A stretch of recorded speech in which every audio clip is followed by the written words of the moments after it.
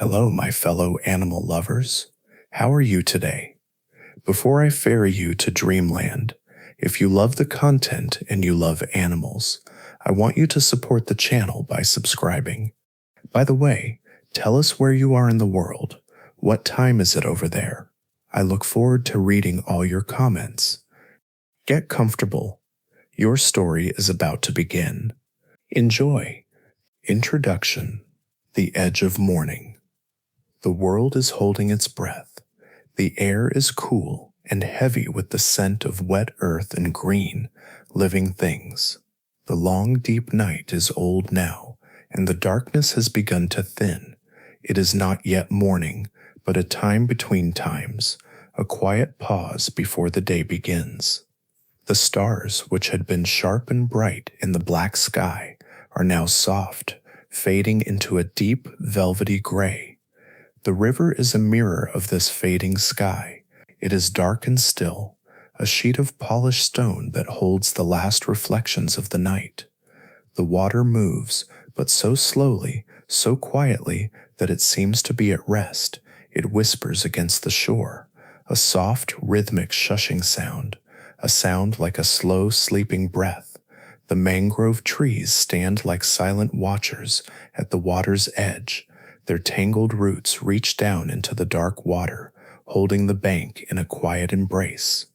The leaves are still, heavy with dew. Each drop is a tiny, perfect sphere, a world of its own, holding the cool of the night. Then, a change. It is not a sound, but a shift in the quality of the light. The gray of the sky begins to soften, to lighten. A pale, gentle light seeps into the eastern horizon, diluting the darkness. It is a slow bloom, a gradual awakening.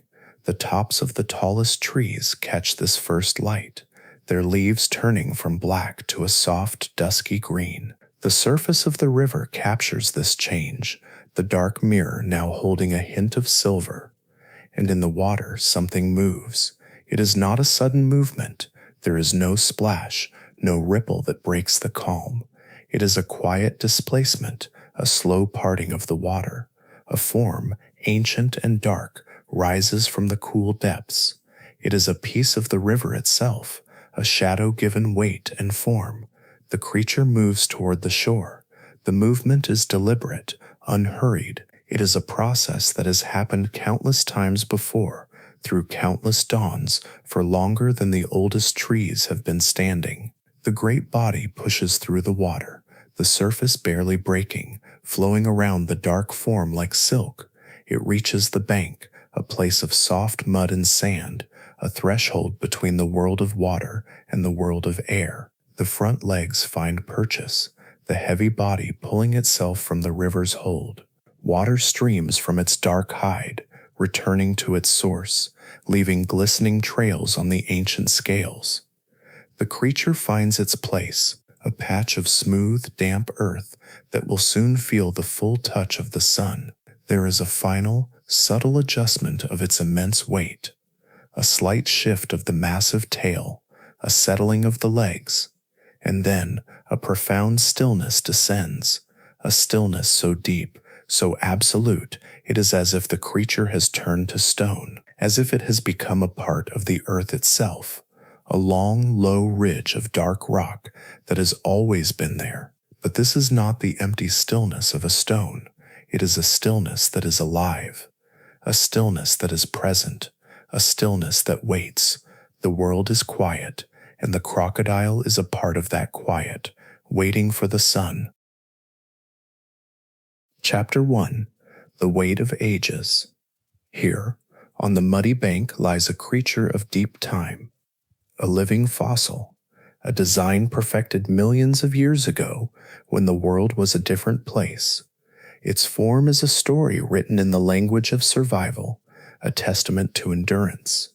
It is a piece of the ancient world, breathing in the soft light of the new day. To look at it is to see a landscape. The long body is like a fallen log, worn smooth by water and time. The dark, ridged back is like a chain of weathered hills, or a piece of dark, waterlogged driftwood, something that belongs to the riverbank as much as the mud and the stones. It seems not to be resting upon the earth, but growing from it, an extension of the quiet, patient world. The skin is a map of time itself. It is a mosaic of scales and scutes, of patterns that are both rugged and intricate. Each scale fits perfectly against the next, creating a flexible armor, a coat of ancient jewels carved from darkness. The pattern is a memory, a design passed down through a lineage so old it stretches back to a time when the continents themselves were still moving into place.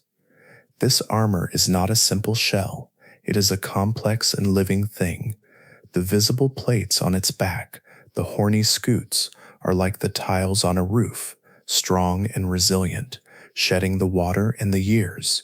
But beneath them, hidden from view, lies a secret armor. A layer of bony plates called osteoderms is embedded directly in the skin. They are like flat, smooth stones, a hidden shield that protects the creature's soft inner world. These hidden bones are not rigid. They are interlinked by strong, fibrous tissues, allowing the great body to bend and flex with surprising grace. Each plate is a disc of bone-like mineral, porous and light, with a ridge running down its center like a tiny mountain range. These are the keels that give the back its spiked, formidable appearance. They anchor the skin, giving it a strength that can turn aside the sharpest tooth, yet a flexibility that allows for the silent, fluid movements of the hunt. But this armor is a paradox. It is a fortress that is also a gateway. It is a shield that is also a sensor. The very thing that makes the creature seem like an unfeeling stone is what allows it to feel the world with an exquisite and ancient sensitivity. The armor is not a wall that separates the crocodile from its world. It is a bridge that connects them. The hard, stony surface is not a dead barrier. It is a living interface, designed not just to protect, but to receive. The stone is not dead. The stone is listening. The shield is not just for defense, it is for drinking in the light. It is an armor made of patience, an armor that knows how to wait, how to be still, and how to feel the slow, gentle turning of the world. It is the weight of ages, resting here in the quiet of the morning, feeling the first promise of warmth on its ancient skin. Chapter 2. The Gift of the Sun.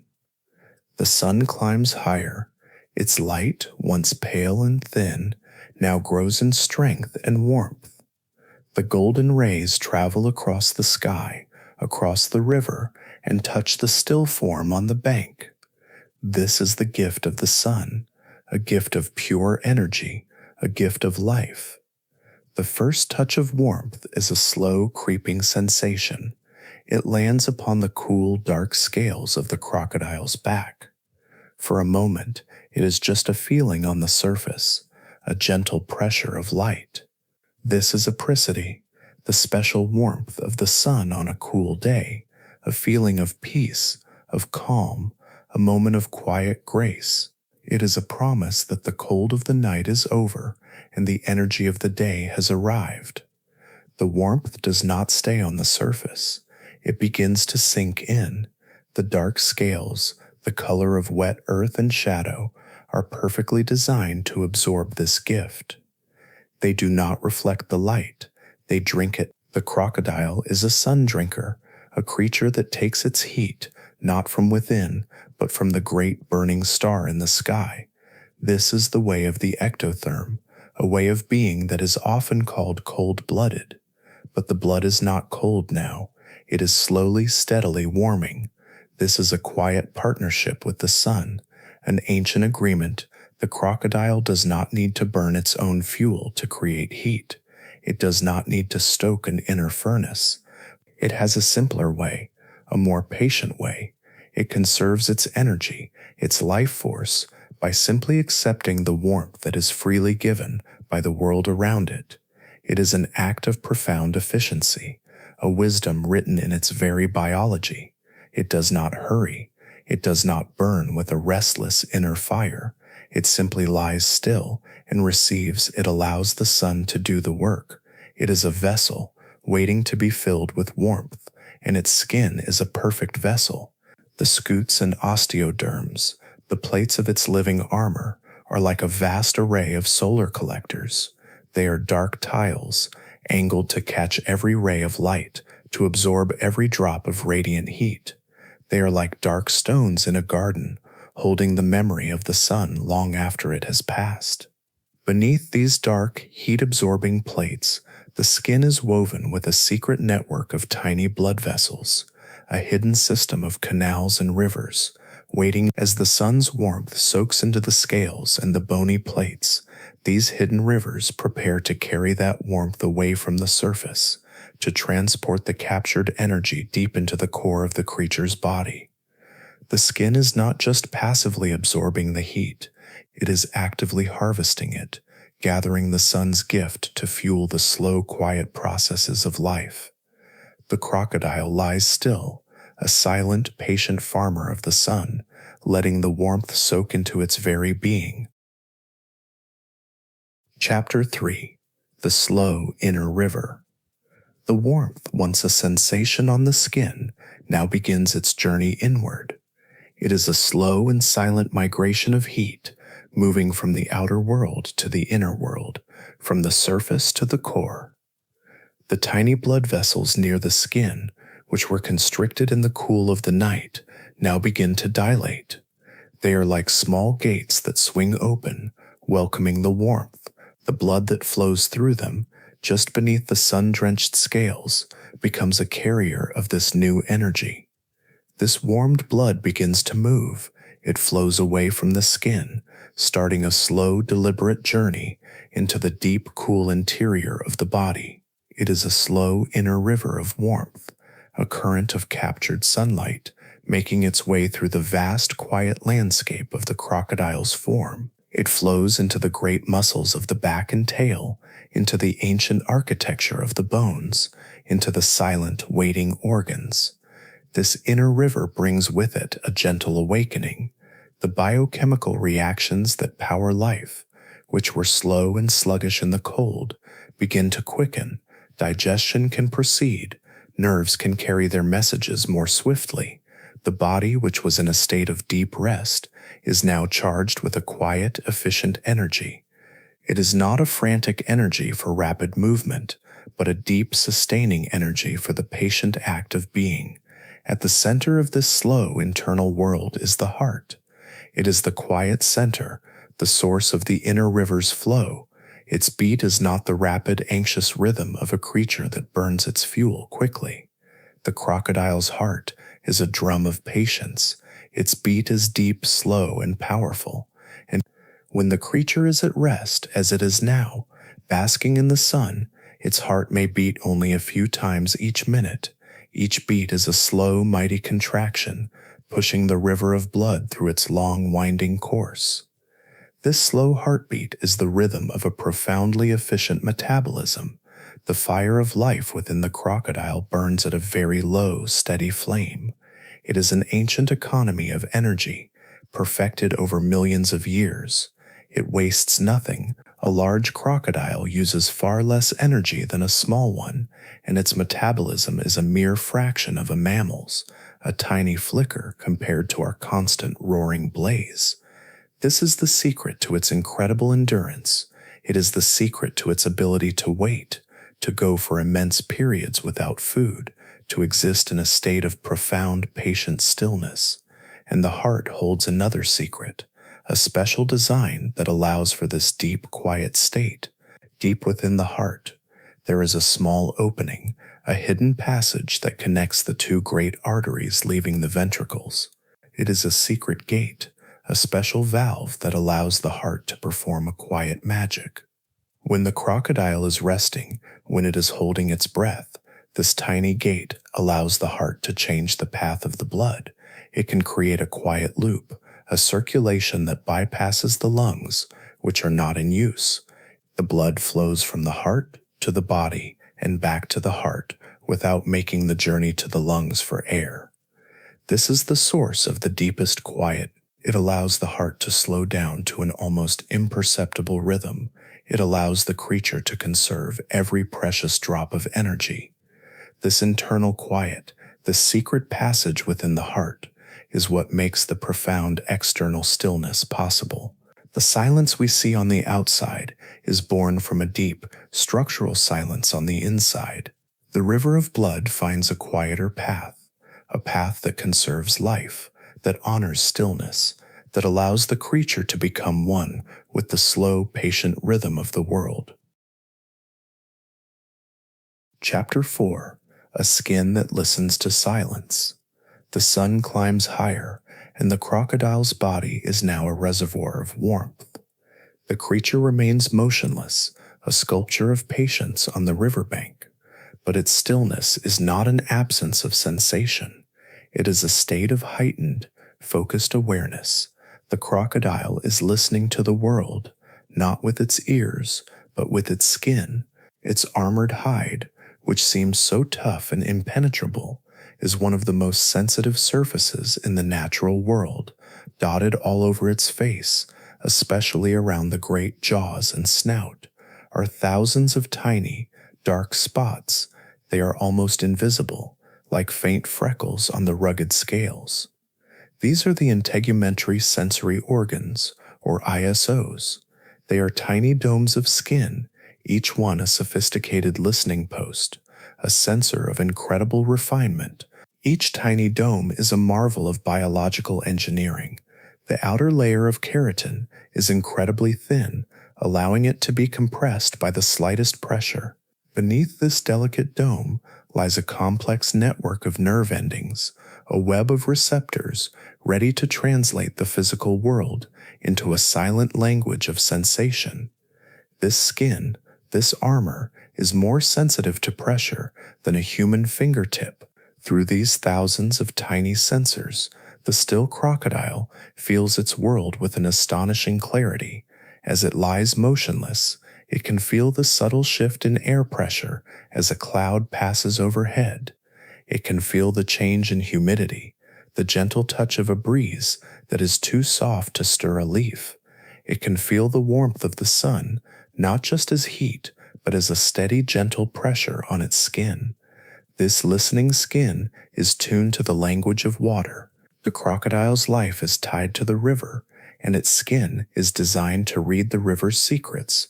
From its position on the bank, it can detect the faintest vibrations traveling through the water.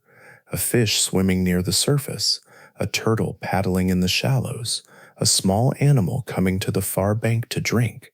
Each creates a tiny disturbance, a series of ripples too small for a human eye to see. But the crocodile's skin feels them.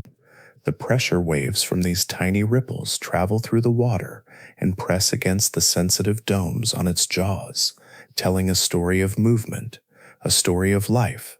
This sensory world is a perfect match for the crocodile's slow, efficient metabolism.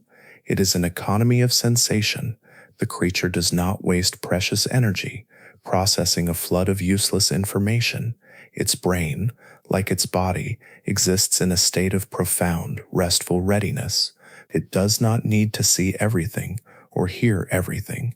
Its senses are specialized to filter the world, to let the unimportant details, the high-frequency chatter of the world, simply wash away.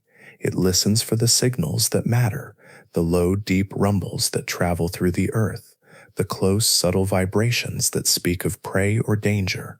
It is a master of filtering the noise to find the signal. It lets the frantic, fleeting details of the world pass by, paying attention only to the deep, slow, and important messages. This is a form of meditation, a deep and ancient practice of letting go. It is an invitation to quiet the mind, to stop listening to the endless chatter of anxious thoughts, and to tune into the simple, quiet sensations of the present moment, to feel the warmth of the sun, to feel the weight of your own body at rest, to feel the gentle rhythm of your own breath. The crocodile does not try to be still, it simply is still, and in its stillness it hears everything it needs to know. Chapter 5: A Gaze Through a Watery Veil. The world is perceived not only through the skin, but through the ancient windows of the eyes. The crocodile's eye is not like a human eye. It is a slit of gold set in a landscape of dark, wrinkled skin. The pupil is a vertical line, a dark gateway that can narrow to a sliver in the bright sun, or open wide in the dim light of dusk and dawn. It is an eye that does not dart and flicker, restlessly scanning the world. It holds a steady, patient gaze, an unblinking stare that seems to look not just at the world, but through it, into the deep currents of time. And this eye has a secret.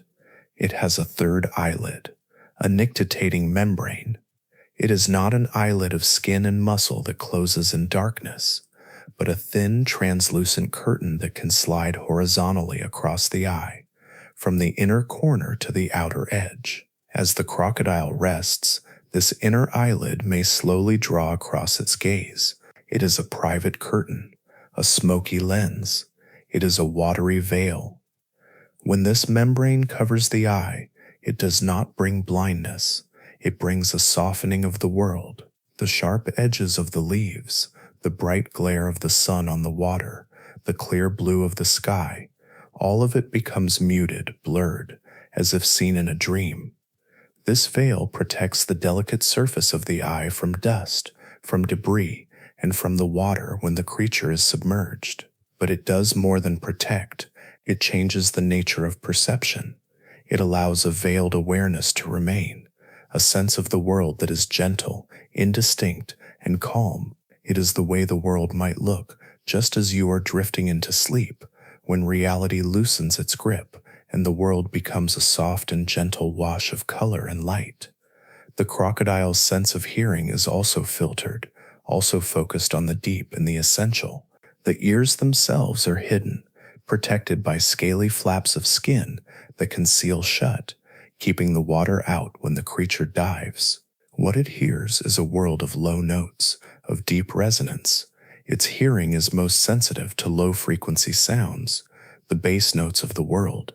It may not pay attention to the high-pitched chirp of a small bird, but it feels the deep thudding vibration of a large animal walking on the bank. It hears the low rumble of a distant storm, a sound that travels not just through the air, but through the ground and the water. It hears the infrasound vocalizations of other crocodiles, bellows so low that a human ear cannot perceive them, but which make the water itself seem to dance. This is a world of feeling sound, not just hearing it. The vibrations are perceived in the bones of the skull, in the sensitive skin of the jaw, in the great solid body resting on the earth. It is a grounding sensation, a connection to the deep, slow pulse of the planet. Through its veiled eyes and its deep-tuned ears, the crocodile perceives a world that is calm, simple, and resonant. It is a world stripped of unnecessary detail, a world of soft light and deep humming vibrations, a world perfectly suited for stillness, a world perfectly suited for rest. Chapter 6. The long, warm exhalation. The sun has reached its highest point in the sky. The air is thick with heat, the light is brilliant, and the shadows are short and dark. The riverbank, which was cool and damp in the morning, is now dry and warm to the touch. The world of midday is a world saturated with heat. The crocodile's body has absorbed this heat. It is no longer drinking in the sun's energy. It is full. The slow inner river of warmth has flowed to every part of its being, from the tip of its snout to the end of its tail. It has reached its preferred temperature, a state of perfect, quiet energy, where its ancient body functions with maximum efficiency. The feeling is one of deep, penetrating warmth, a saturation of heat that has reached the very core. The dark scales are hot to the touch. The massive body is a living vessel of stored sunlight, a reservoir of thermal energy. Now the challenge is not to gain heat, but to manage it, to maintain the perfect balance, and the crocodile does this with the same slow, deliberate grace with which it does everything else. To release the excess heat, the creature slowly, almost imperceptibly, begins to open its mouth. The great jaws, lined with formidable teeth, part from each other. This is not an act of aggression. It is not a threat. It is a silent sigh. It is a long, warm exhalation. This mouth-gaping posture is a simple and brilliant form of cooling. The moist surfaces inside the mouth are exposed to the air. As the moisture evaporates, it carries heat away from the body, cooling the blood that flows through the dense network of vessels in the head and jaw. It is a way of sweating through the mouth, a passive and effortless release of the sun's intensity back into the air. The brain, the most sensitive of organs, is kept cool and calm, while the great engine of the body remains warm and ready. The crocodile might make other, even more subtle adjustments without moving its body. It may slowly turn its head so that its long snout points directly at the sun. This simple act reduces the amount of surface area exposed to the most direct rays. The broad, dark expanse of its back is now at an angle to the sun, absorbing less heat, while the smaller, narrower profile of its head faces the glare. Or it might make a small, slow shift of its entire body, a gradual, dragging movement of only a few inches, a slight repositioning that brings part of its flank into the dappled shade of a mangrove root, or a slow slide closer to the water's edge, where the cool, wet mud can draw some of the heat away from its belly. These are not the sudden, anxious movements of a creature that is uncomfortable. They are the slow, thoughtful adjustments of a master of its own environment. They are like a plant turning its leaves toward or away from the light, a quiet conversation with the sun. Each movement is minimal, efficient, and calm. The crocodile remains a portrait of stillness, fine-tuning its relationship with the heat, maintaining a perfect, peaceful equilibrium in the warm heart of the day. Chapter 7. Sinking into warmth. The day settles into the deep stillness of midday.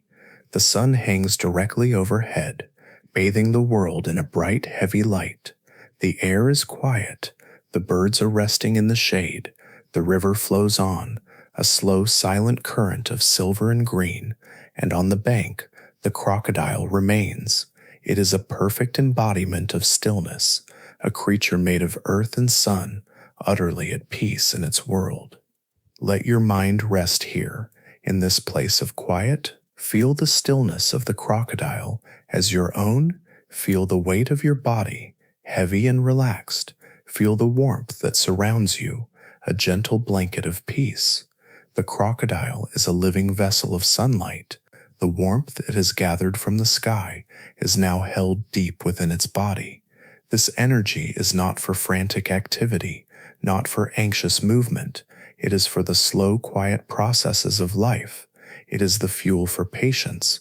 It is the energy for being, for existing in this moment, and the next, in a slow rhythm that stretches back through immense spans of time.